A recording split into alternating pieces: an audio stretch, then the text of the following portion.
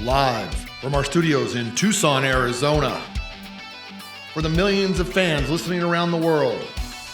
From Long Realty with John Smith and Matt Bollinger.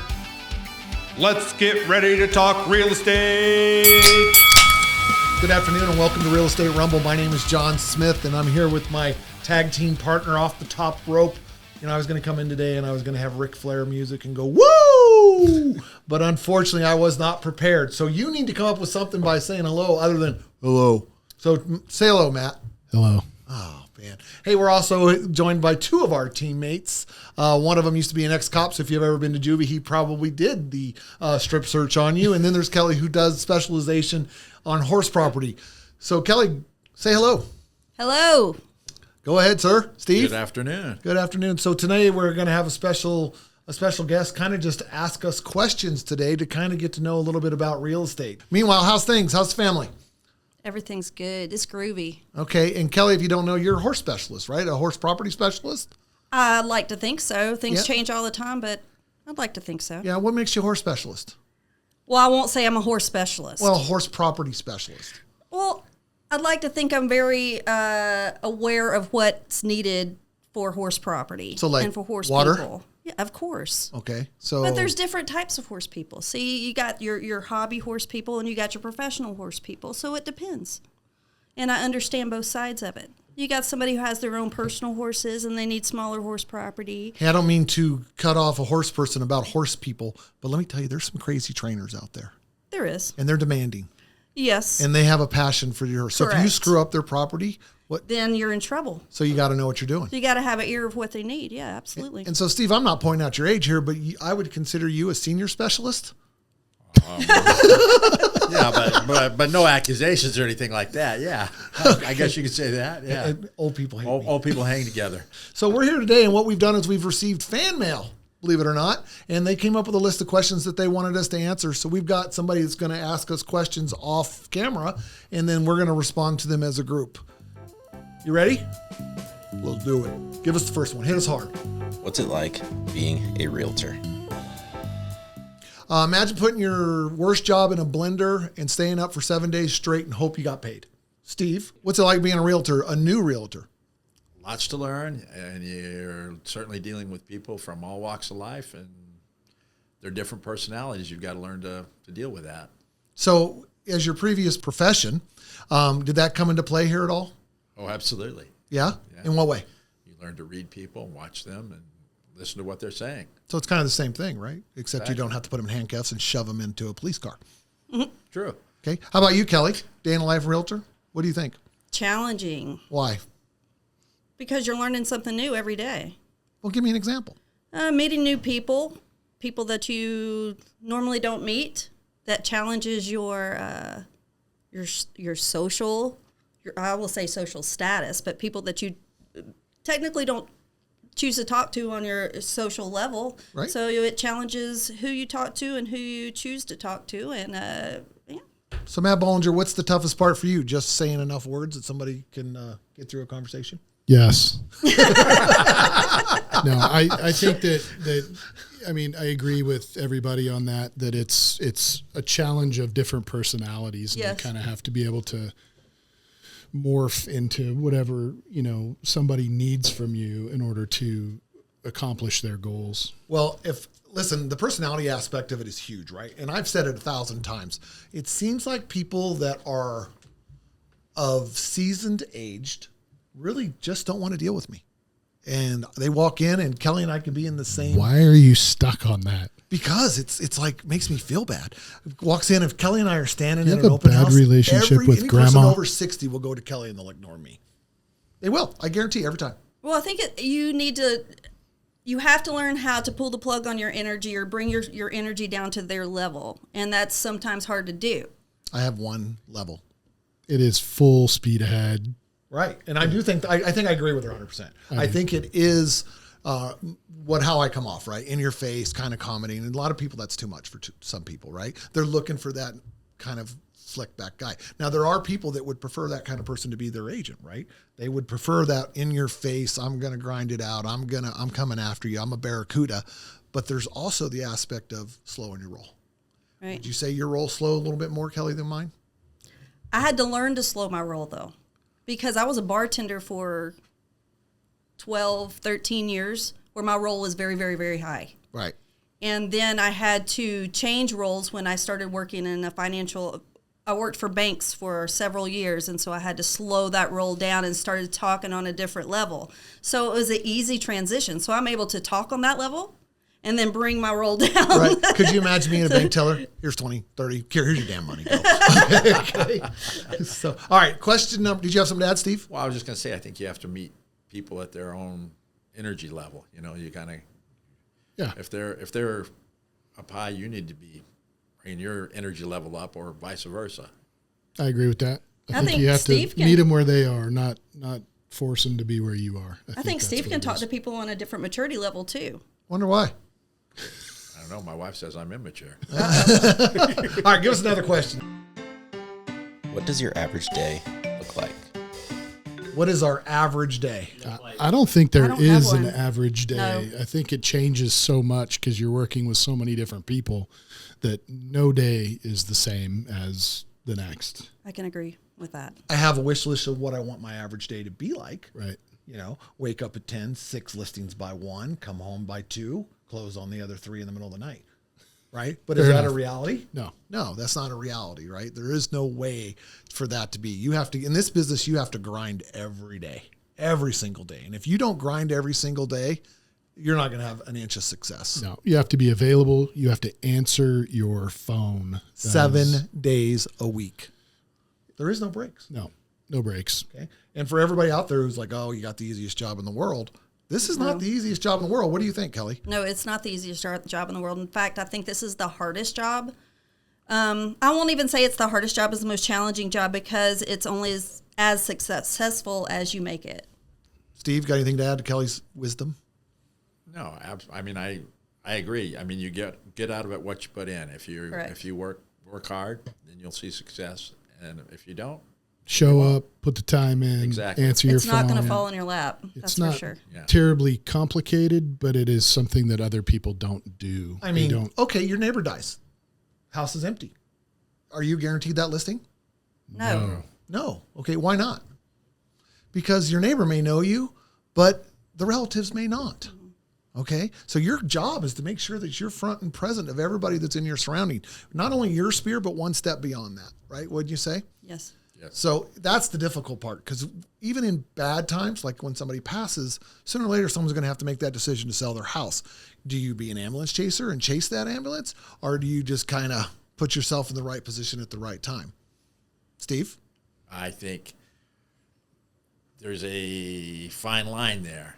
You need to let them know that you're interested and You're available to help. you're available to help. But I don't think you want to push too hard. You don't want to be that ghoul that's hanging around like. Oh, there's plenty of those ghouls out there, right? They're Yeah. just knocking on the door as the morgue truck rolls away. Right. Yeah, terrible way to be there. We don't want to build a business like that. That's building a pipeline prior to. That's being proactive and building a relationship prior to that happening.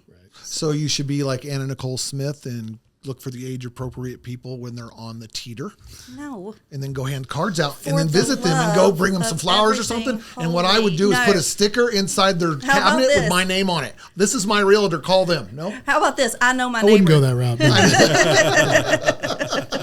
In other I'm words- going to know my neighbor. I'm going to know, Charlie, Sam, and Dorothy next door, and they're going to know me, and they're going to know, their family's going to know that I'm a real estate agent, and they're going to know me on a different level. which is building relationships. Correct. It's really It's about how you should build your relationships. business, Yes. not chasing ambulances. Absolutely. or But catching people on the teeter. Well, I was you know, gonna say- I don't know. Do they put obituaries in the newspaper anymore? I don't. I'm sure they I do, think yeah. on Sundays they do. But my question is, so do you just How did always we walk start around this and- terrible I don't conversation? know, but Do is you walk that a around and thing? ask, "How's your health today, neighbor?" How you That do has it? been a lead gen I have not So far- tried, and I'd like to know if somebody has done that. So 'cause far, I have John's not. gone from older people don't like him, and let's talk about death. Well, let me give a shout out to my dad who happens to be in the hospital. That's he it. does listen to our podcast. He's at TMC, currently suffering from a heart attack and recovering. Prayers this is to your a- pops. Prayers to my pops. We have to at least mention that. Do you remember what your first year in real estate was like? Man, it's been 20 years. I don't even know how many houses we closed. I came in working for somebody else to learn the business. So it's a little different, I think, for everybody, but I was helping out another agent, and that's kind of how I learned the ropes of the business. So I can't remember how many I sold, but just describe what it was like, maybe what value you brought to the table. I don't think, honestly, in the first year that there was a whole lot of value that I could bring, but I connected with somebody that was very seasoned in the business and really, really good at it, had a lot of connections. And to be honest with you, for the first year, I just listened to how she did business and kind of picked the things that I thought were the most successful and could kind of transition into the way that I would do my business. So that's my experience in it. To be fair to Steve as well, help him out here. He's just breaking back in the business after being out of it for a couple decades. Yeah, and I'm doing exactly what Matt was saying. I'm just trying to be like a sponge and absorb everything I can and learn everything I can. Kelly? I can share my story. And John, if you don't mind, when I broke into real estate, I left real estate school knowing absolutely nothing. I knew how to pass the test. And it was like a gajillion puzzle pieces floating in the air, but I didn't know anything. And John, we were at a brokerage together, and he was holding a contract writing class, and that's the first time the pieces started coming together. And John, you left me there at the brokerage. He left and me now there. you're here, so it's all good. And I know. And then, but I joined another team, and I started, like you said, Matt, I started listening, and I found a mentor and started working under a different team, and the pieces started falling together. And it's still a lot of learning, and that's why I'm here. I'm still learning. I'm learning a different area of real estate, and it's continuous learning. But didn't you get, with your first year at Long, didn't you win an award? I did. The Rising Star Award? It was the Rising Star Award because, I came in as a solo agent. I had left a team there, and I came in as a solo agent. And but I enjoy being in a team type atmosphere, and I feel like I learned the best as a team. I learned from my teammates, and I'm in a commercial type situation. I'm learning now, and I love to learn. That's where I'm at now. So I feel like I'm a new agent again because I'm in a different field. So my journey kind of took the same road, right? I came in and I got picked up by a team, which was the most amazing thing for me because that team leader now, even though I left the team, is now my mentor, whether she likes it or not. We sit down, we hash things out. She's real with me when I need her to be real with me. She's just a straight shooter, okay? And so I get to brag a little bit because I believe it was 22 houses I sold in my first year, okay? But I paid for my education because I had to pay to be on a team.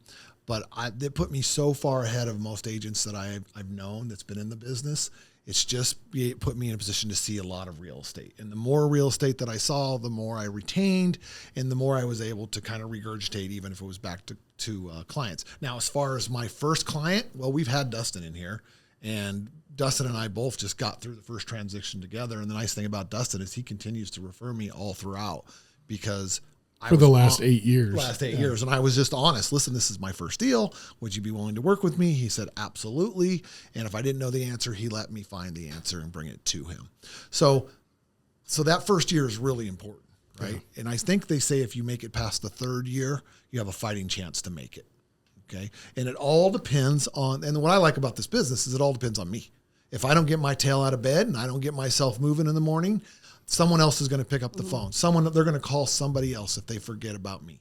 And I don't want them to forget about me. And we're in the office every day working. And that is something that I think first year agents or new agents don't really get. They think that things are just going to happen.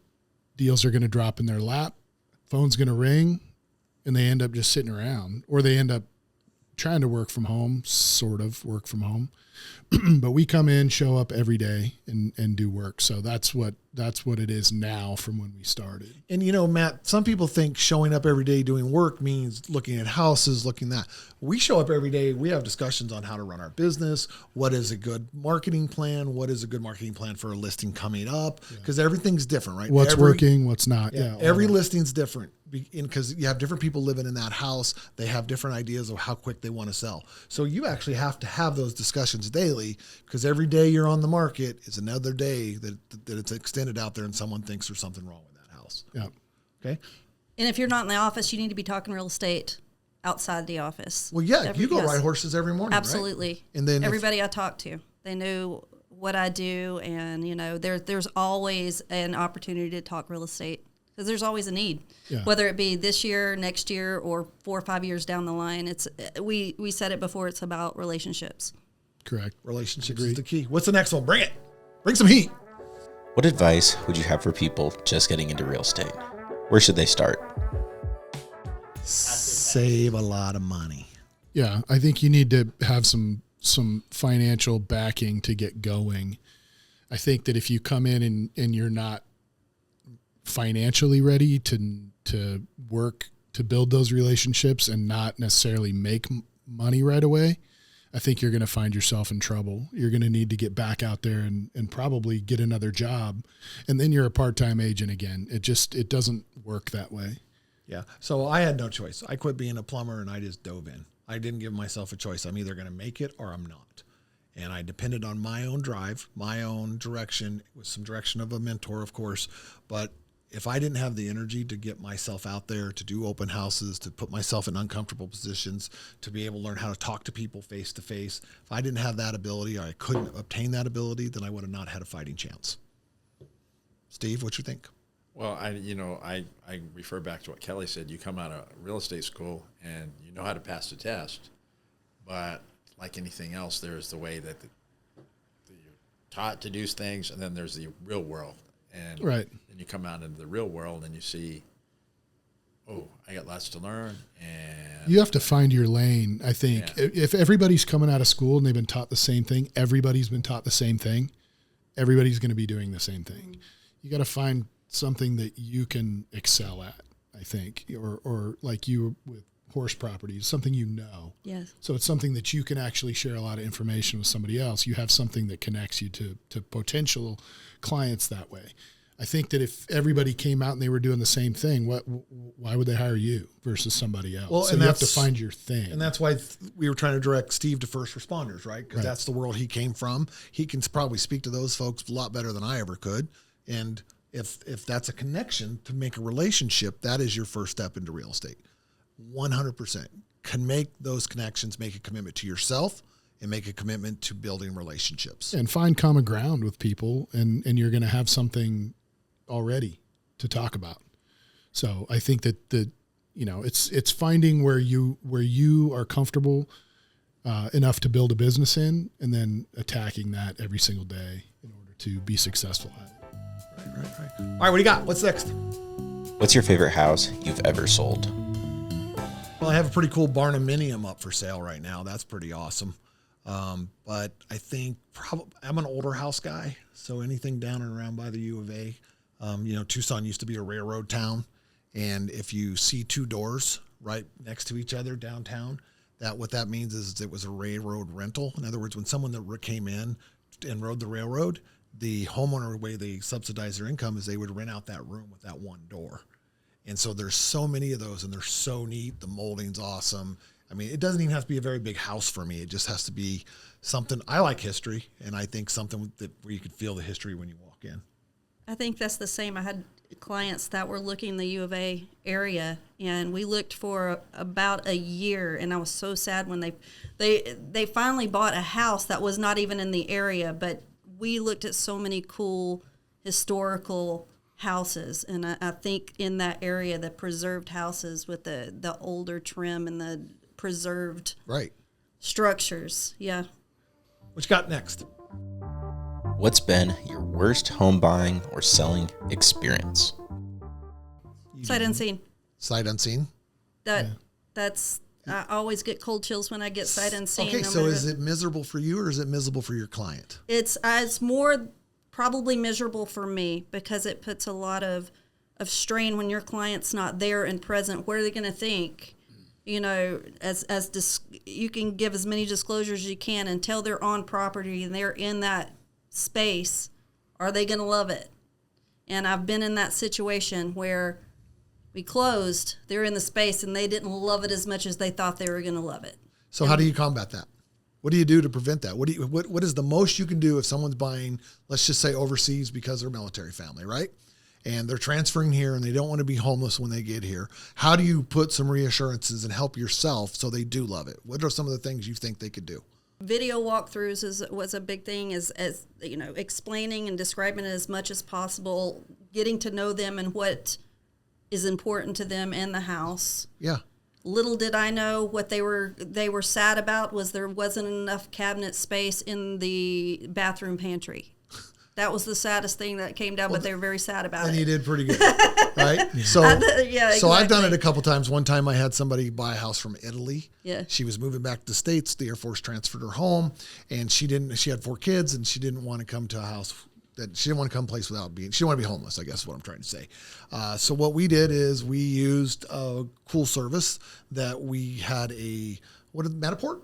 Mm-hmm. We had a Matterport done at the house so they could walk through and see everything. We did videos of the house. And then we found a relative and a friend that lived here who knew them well. They walked through the house together and talked to them, and they pointed out the negative. I'm notorious for pointing out the negative in every single house, right? Yes. It's just the way it goes. People see all the beautiful stuff. They all fall in love with the carpet. They fall in love with the tile. But what they forget to oversee is the big crack in the wall. Mm-hmm. They get blinders on. And that's why sometimes flips have success, because they're going in there replacing all the pretty stuff, and people fall in love with the pretty stuff.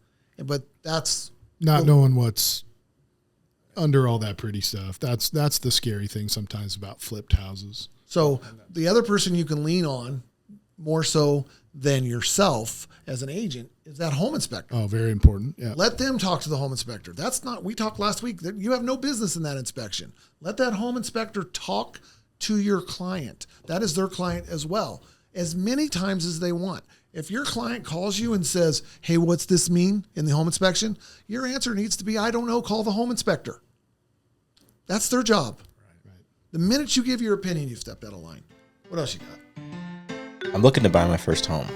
What's your best piece of advice?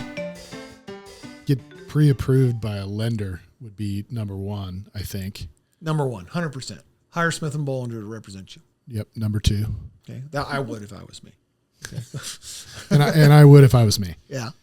How about you guys? What should be the number one thing a newbie, a brand new buyer? Absolutely agreed. You get pre-approved first to see where you stand. Yeah, they know what their limits are, right? Not only does it give us permission to go buy a house, but it also tells us what our limitations are.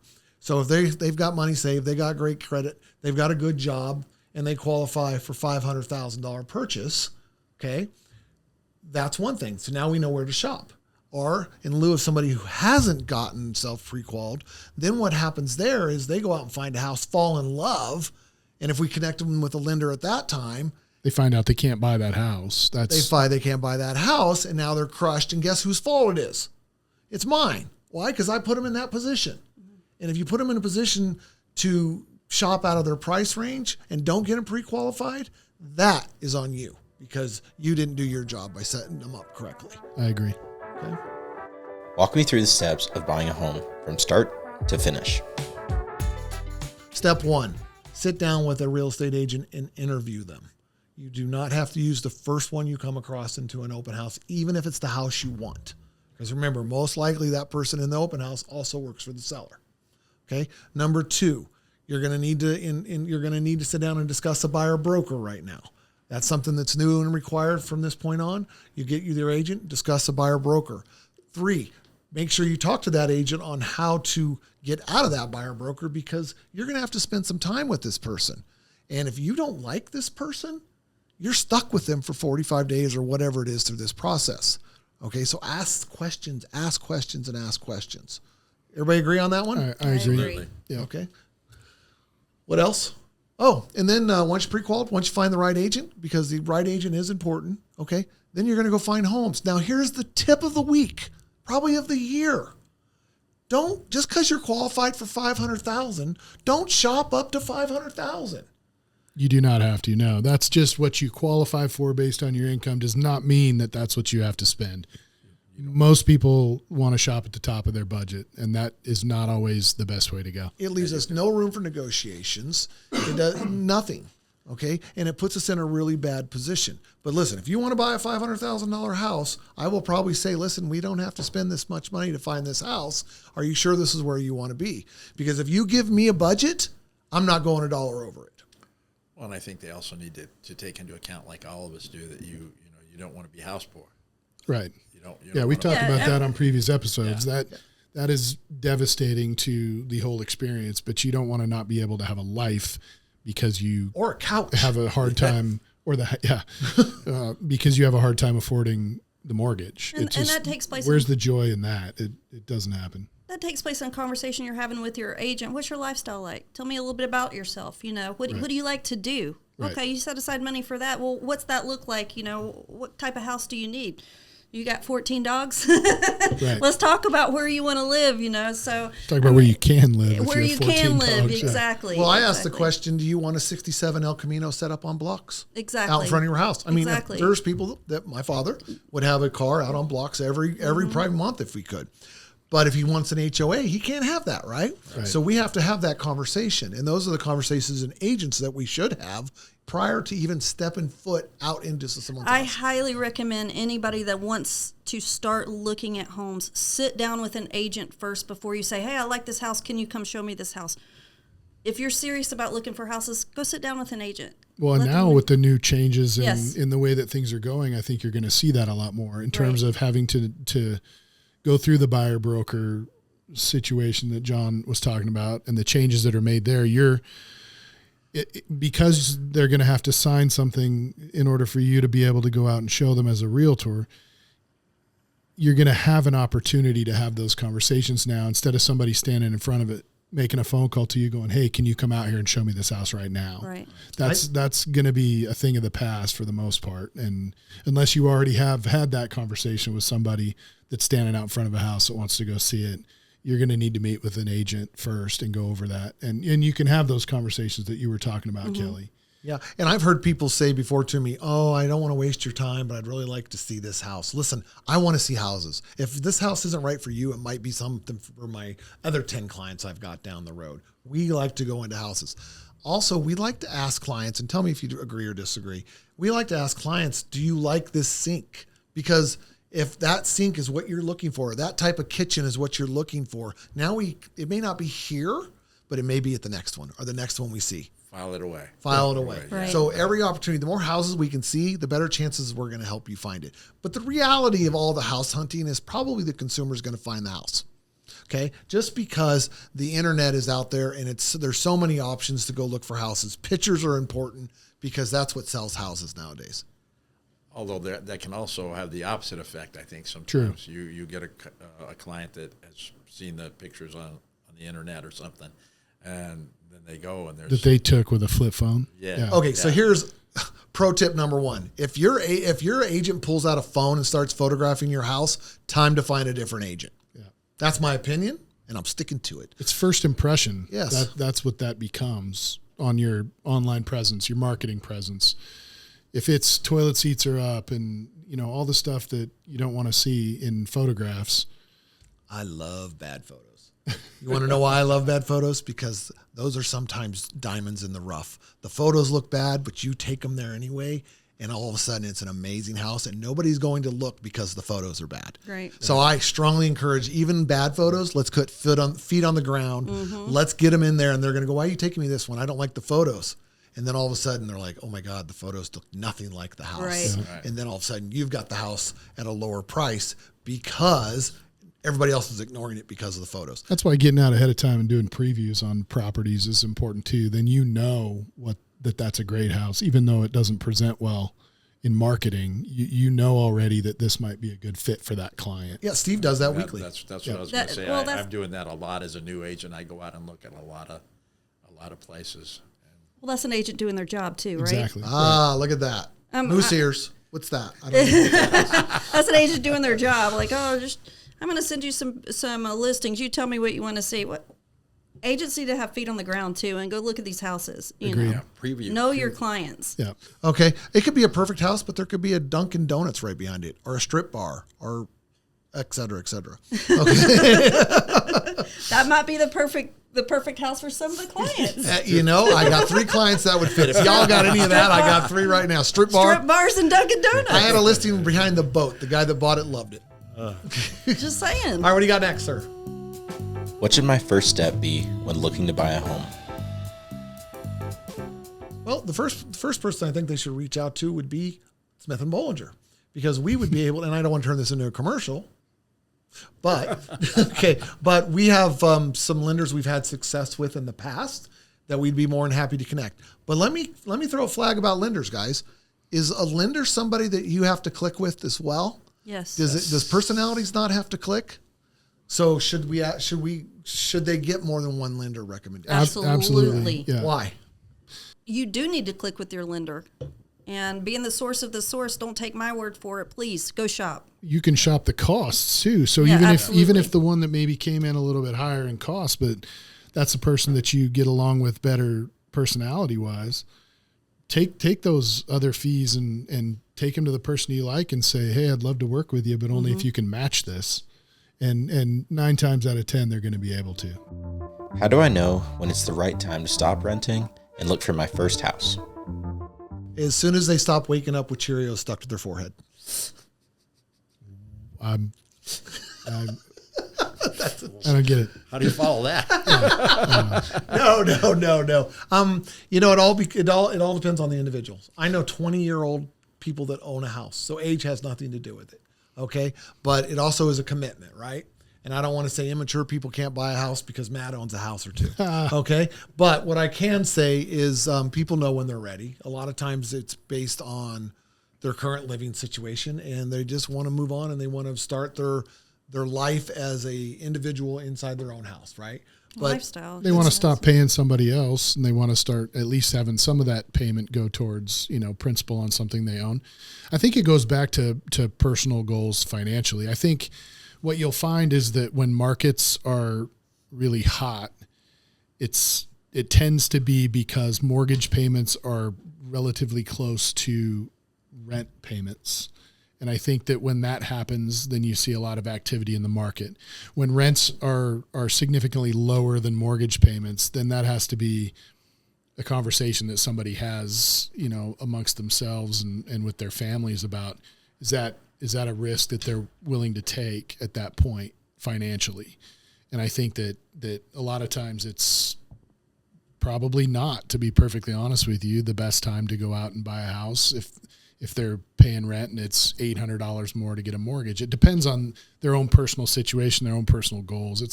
It's a really hard question to answer, I think. Okay, but my Cheerio analogy is good, right? College days, you wake up, Cheerio stuck to your face. That's probably not the time to start. Okay, I want to explain this a little bit. Cheerio stuck to your face. I got what you were saying. Beer can crushed on your head the night before, so you still have the ring around it. Okay, that's probably not the best time to buy a house. You're probably going to miss a mortgage payment. Exactly, right? Because your priorities are different, right? I smell what you're stepping in. Thank you. Yeah, I'm stepping in. I got to fix it here. Right? Because obviously I've been the guy with the ring around his head and the Cheerio stuck to his face. But I think it comes to a point. I don't want to use the word grown up because I know some people that probably shouldn't own a house, but they do, and they do very well at it. When you're ready to take on the responsibility of home ownership and you understand the responsibilities of home ownership, that's the time. Because like we said before, coming out in her. What we said before in a previous episode also was, it's not just the mortgage payment, it's the maintenance, it's all the other Correct. stuff. It's the utility bills that maybe were covered in your rent. It's all of those things. You got to sit down, like we've said before, and put pen to paper and say, is this the right thing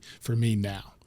And I think that some people do that and they go, nope, it's not the right time. Some people do it and go, yep, we can pull the trigger on this. Exactly. and make it Cheerio happen. dude's not going to pull that together. No, probably not. Okay, he's waiting for the buffet to open down there. So we can go have a drink at the buffet or the shanty. You know what I'm saying? Cheerio, dude. Cheerio, dude. What's next? If you have any questions about today's show, feel free to reach out to us directly at smithandbollinger@longrealty.com. And always remember, we're here for you for all your real estate needs. Whether it's residential, commercial, investment, or land, we got you covered. Hey, welcome back to Real Estate Rumble with John and Matt. Again, we're here with our guest who happens to be our team members. We've got Steve, we've got Kelly, and of course, we've got Matt. Yes, we do. Okay, fair enough. Again, Steve is our senior specialist and first responder specialist. Kelly is our, just general great agent, plus she does horse property, okay? I do. So welcome back. We're still doing questions from viewers who sent these in. So why don't you go ahead and shoot us another question? I'm looking to buy a home. What part of the house can cost me the most in the long run if I'm not careful? One word answer. Roof. That would have been my answer. AC system. I got y'all beat. The toilet. That could cause you the number one most expensive thing. Why? Because it's underground, under slab, and it goes out to a street that you may have to pay to cut into. Good point. That's true. So that would be the whole plumbing system. Probably the most expensive, just not necessarily the most common high ticket item. Not the most glamorous. Well, it's either you give or take. Fair enough. That's the answer the plumber would give. Yes, give or take. You know? It's going to be the toilet for It's sure. the mechanic. So let's go back to being serious. It's okay? not where you spend the most time, John. It's what's the most expensive. Man, that's where I get my reading in. So here's the real truth, okay? Not that any of those are not important, but Matt and I always say the mechanicals are the most important part of the house, okay? The water heater, the air conditioning, the roof is a mechanical, Yeah, okay? the system The stuff. systems, anything system-wise, that's what you should really, really concentrate on because that's where your money's going to need to be spent. Agree? Which is, again, Absolutely. back to the home inspection or roof inspection or whatever inspection. That is where you're going to catch that ahead of time, and you're not going to end up getting caught later spending $15,000 for a new tile roof. Correct, 100%. What about, are you worried about the horse stable that doesn't have water to it yet? Sure. You would be concerned about that? Absolutely. I mean, and again, it goes back to what are you looking at? Are you looking at like, are you going to have 2 horses on property? It's just for a hobby, or is it going to be a commercial type facility? So 2 horses on property is a commercial responsibility to me, that price. really, I would think that when you're talking about not just water to facilities, but I would say on a horse property or any large, I would say the well also is another Absolutely. one. Access to So water. another system, Yeah. but Okay. a well can be really, really expensive. So you have those inspected as well. Well. Well. All right, next question. I would like to buy a home, but I need to rebuild my credit score. Where should I start? Yes, you can have lenders sometimes will help. You just don't want to have somebody who charges you to help improve your credit. That a lot of them will do a free program. So I think that there's that available to people, but at the same time, with a score that's not quite 700, you can still get a loan. What you run into sometimes is that if you're getting the 600s, right? if you're getting a conventional loan, the rate will be a little bit higher if your credit score is not above 720 and then again above 760, I think it is. But you can definitely get an FHA loan, and typically the rate on an FHA loan is lower than a 30-year conventional loan. Okay. Because there's fees and costs up front. I want to put it out there, right? If you think that you want to buy a house and you think that you can't buy a house or you need direction to buy a house, come see us. Okay, and I know this isn't supposed to be a commercial, but come see us. I have actually got lenders that will actually work with you, help you get your credit score in order. They will stay in there. And they'll their do it ans- for free. And their answer is not, it is never no, it's always when. In other words, if you're willing to put the work in and you're willing to set a goal and you're willing to do what it takes, to get some bills paid off, get your credit score back to where to go, the lender will stand by you. Matt and I will stand by you. It's through the whole process. I don't care how long it takes. Everybody deserves the right to home ownership, and everyone deserves the right to representation. So that's the best thing about when Matt and I teamed up. We don't care what the price point is. You're going to get great service, okay? So I actually have a lender that will work with you one-on-one. They'll put a plan together, and as long as you stick with that plan and you stick with us, because we're going to check with you. We're going to check in on you and see that you're staying with that plan. You soon can be a homeowner. If you're willing to put in the time and the work and do the things that the lender tells you need to do, we can get it done. I've had people that had, I've said this before on this show, I've had people with $30,000 in the bank, a 700 plus credit score, and they came in looking for a rent to own. I have a credit score of 670. Where should I start if I want to purchase a home? you definitely want to get with the lender because they're going to sit down with you and show you different scenarios of what that's going to look like and what that's going to look like out of pocket. If you want to, bring your credit score up, what that's going to look like with a down payment and how to correct that that credit score. So definitely you're going to want to get with a lender. But you can still, with that credit score, get a loan. Absolutely. It'll likely be an FHA loan at that point. Right. And there's different, and with the FHA loan, there is a, FHA loan, a conventional, there's different options and they all look different. So you definitely want to get with a lender to see what that looks like. Yeah, I'm not a lender. You do not want me to tell you got a loan or not, because chances are I'll be totally wrong. That's not my area of expertise. We need to stay in our lanes, right? So if we always say, no, can't answer that. Well, there's reasons, because I'm not an expert in that area. You want a lender who's actually licensed and everything to tell you interpret your credit score and see how it applies to your current situation. And we can give you the contacts to be able to discuss that with a lender. What are some interesting niches inside of real estate? Horse property is a niche. And why is it a niche? Because Arizona has tons of horses, doesn't it, Kelly? They do, yes. Horse property is a niche. And it gets really tricky when you talk about horse property and horse people. And I know I go off on a tangent and what's needed with horse property. We could be here for 10 days. We will be here forever. So come talk to me about that. Well, there's commercial. There's commercial, there's hobby horse property, because literally, I'm from Georgia Okay, I got to originally. ask, time out, hold on. Okay. Hobby horse property. Yeah, Like not a that little- kind of like hobby little horsing. wooden ones? Time out. That's a new thing. I'm not talking about a horse's head on a stick that you're gonna. No, not that kind of. I'm talking about somebody that rides horses just for their own convenience. They have one horse, they take it out for a trail ride, or they have like boarding facilities, or they have training facilities. That's totally different type of property that's needed. So it depends on what the need of the horse owner is. Don't you think it's funny? She knew exactly what I was talking about. Yeah, that's a thing. Please. All right, I'm what telling you, other if it's niche, in the Matt? next Olympics, I'm done. Well, like we said, commercial, I think, there's historic properties, significant architects, things like that. Historical homes, right? Correct. Yeah. Yeah. Vacant lots. That's Land is another niche, Yeah. right? What's the biggest difference in selling commercial property versus residential? There's no emotions in commercial property. It all comes down to the numbers. Correct. If the numbers don't make sense, people move don't on. invest their money. Yep. They move on. They move Find on. one- find one that does. And it's got to be right there. And literally, I've seen people go almost to the end.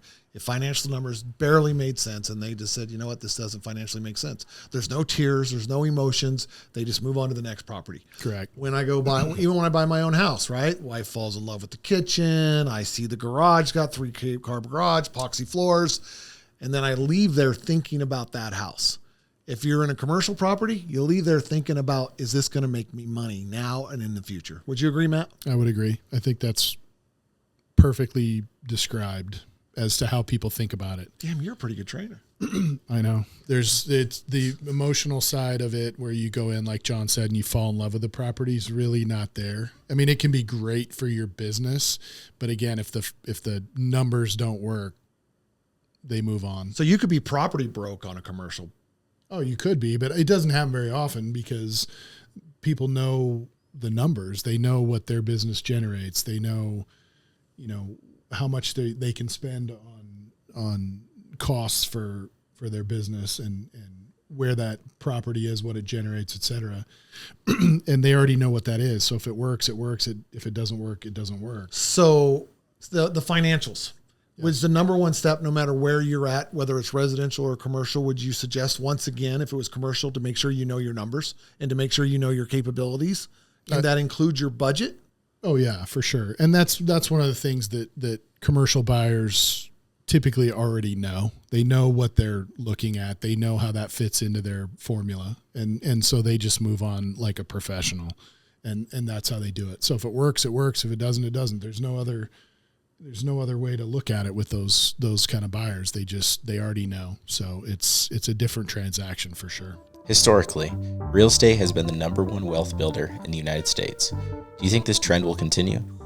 Wow, that's not a softball. You're supposed to be a little nicer to us. I think it's a great place to invest your money. Okay, remember, you don't lose money unless you sell your house, no matter if the market's down. And if the market's up and you make the decision to sell then, depending on where you bought at, yes, that's the answer. But currently right now, some people are pretty much being held hostage in their home because they have such great interest rates, whether they like it or not. But they're also sitting on big pile of equity in a lot of cases. So I think that that's a tough question. He refused to ask it last time. I know. Answer it. I did, but I think that I would still tell somebody that even if real estate's the thing that generates the most wealth, that I would say that diversification is really important. Right. Don't dump it all in one. No. Yeah. What do you got now? What is your elevator pitch for someone who's looking to relocate to Arizona? I usually start off with, how you doing? That's a terrible elevator pitch. Tucson speaks for itself. I mean, even though Family Guy gives it the little bad rep. Aloha. Tucson speaks for itself. We have a lot here, right? We have year-round hiking. Yes, it's hot during certain months, but I think that's something you can get used to. We have Mount Lemmon. We have lakes nearby. We can explore. The Grand Canyon's not too far. San Diego's 6 hours away from here. I mean, there are so many things you can do as Tucson being your hub. You could even go snow skiing in Flagstaff, right? And I think comparatively, it's still very, very affordable compared to a lot of other places. So I think that that's something that would be a big consideration for somebody as well. There are we have this, like the places that you mentioned, a lot of similarities in terms of weather and things like that people think are really, really important. So we have, great winters, great fall, spring. Summer is Isn't there a really, country really song hot. like that? Winter, spring, But summer. I think fall? that Something like that. Tucson also has that affordability piece. The location, like John said, is great too. I mean, we can be in so many different places. You can be in Mexico. You can be in San Diego. I mean, there's just a lot to offer regionally also. Yeah, that's my pitch, Matt. What's your why? I mean, that I'm from Georgia, like I said originally. What's your why? And where's your heart? I mean, I moved here almost 11 years ago and put down roots. I have grandbabies here now, and there's no looking back. This is my home, and I'd never move back. So That is a great elevator pitch. there you go. Where's your heart? Lastly, what advice would you give someone looking to start their own business? Real estate is your own business. You're all subcontractors for a broker, okay? But you have to treat it like a business. When you say, Matt, you have to. He said it 100 times. If he said it 1,000, show up to work. Work on your business every single day. It is so easy to wake up with Kellogg's Corn Flakes and Fruit Loops on your head, okay, and not do anything and just watch Netflix and wait for grandma across the street to pass so you can sell her house, when chances are you're not going to get that chance because they don't know that you're an agent. So if you don't show up every single day and put yourself in front of people and build relationships every single day, Steve, it's not going to happen. There's a lot of different ways to build a business, I think, in real estate. You just have to kind of find the one that you feel the most comfortable with. So it could be, like I have played tennis with the same guys forever and ever and ever. I've done business with a lot of those people. So I think that, you could play golf with people, and it could be anything. It doesn't have to be, cold calling. That's never been my thing. Well, here's So an example. It's just relationships. What's your hobby? Again. Horses. Okay, gee, her hobby's horses. So why do you think she sells horse properties? Because she knows horse property. She has the knowledge for that. She knows what's required. Steve, what's your hobby? Whatever your wife tells you to do. Exactly. Whatever she chooses for the day. Yeah. No, I mean, I go to the gym and I play bad golf. Building a referral business Yeah, is the most exactly. sustainable business that you can build. Yes. It takes a lot more time, but it is the way to go for sure. You know why I'm friends with all the real estate agents? Because sooner or later, some of them are going to drop out of the business and I'm going to be their agent because they know I'm a really good agent. I hate to put it that way, but it's true. Okay. It's all based on relationships. I don't care. You could send out 1 million postcards, but unless you continue to sell out 1 million postcards, you're not going to be first in mind when it comes. Okay. We all know how to do the same exact stuff. We all taught the same exact stuff. It's the people that putting that stuff in action that's going to work. And the people that are most consistent with it. Yeah, and you got to care about the service you provide too. You got to care. 100%. That is 100% true. Well, I know with my wife and I, the agent who's we bought and sold with like 2 or 3 times Was not Smith and over the Bollinger. years. We will always remember that. How many times do you buy with the same agent? 3 or 4. That's awesome. Yeah. Yeah. I mean, that's awesome. That's That says because a we lot. remembered that she treated us well, Okay. and she had our best interest, and she She was honest. She was fair. Yeah. Yeah. And- She educated you. Yeah. Because see, I believe my position and anybody coming in, I asked the question, are you a salesperson or are you an educator? In my eyes, you darn well better be an educator in this business, because if not, then your client is not walking out educated and knowing as much as they can know about the transaction, and they are not sure if you did a good job. And about the market. You have to be educated about the market as well, not just about the transaction. So it's everything. But you're still educating in that case. Right. Yeah. And you're building your reputation, and which builds your network. Correct. We all met Dustin, who was my first client. He still refers me refers me a client every year, whether it's a manufactured home out in the middle of nowhere or they're looking for a place to build a dog shelter. He finds a way to refer me because he trusts me. Okay, that'll be all the questions. We appreciate you listening. Hey, we have a new Facebook page. We'd love for you to go on there. You can see all of our content and some behind the scenes content's coming soon. So we look forward to hearing from you, and reach out to us if you have any questions. Hey guys, cheers. Cheers. Thank you for listening to today's episode of Real Estate Rumble. It's proudly produced and edited by Unestablished Media. If you're looking to start your own podcast or in need of social media services, design work, or even website creation, check out our website at unestablishedmedia.com. Thanks.